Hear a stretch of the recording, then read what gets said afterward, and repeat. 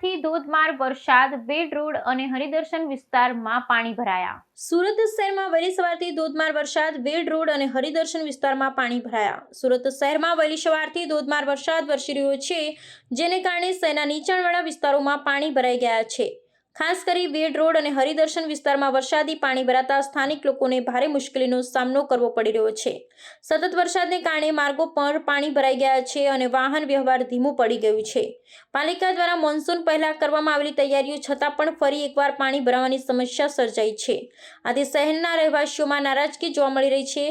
લોકોની દૈનિક જિંદગી પર આ વરસાદ અને પાણી ભરાવાની સ્થિતિ અસર કરી રહી છે.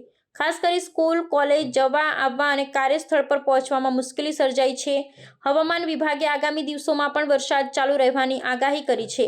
આથી પાલિકા અને સ્થાનિક તંત્રને વધુ સજાગ રહેવાની અને પાણીના નિકાલ માટે તાત્કાલિક પગલાં લેવા માટે સૂચના આપવામાં આવી છે. શહેરમાં પાણી ભરાવાને કારણે ફસાયેલા લોકોને રાહત પહોંચાડવા માટે તંત્ર દ્વારા કામગીરી શરૂ કરવામાં આવી છે. વરસાદ સાથે જ શહેરમાં ભીડ અને ટ્રાફિક જામની સમસ્યાઓ પણ વધી રહી છે. લોકોમાં સલામતી અને સ્વચ્છતાના મુદ્દે જાગૃતિ લાવવા માટે પણ તંત્ર પ્રયત્નશીલ છે. આગામી દિવસોમાં વરસાદની સ્થિતિ પર નજર રાખી વધુ વ્યવસ્થાઓ કરવામાં આવશે.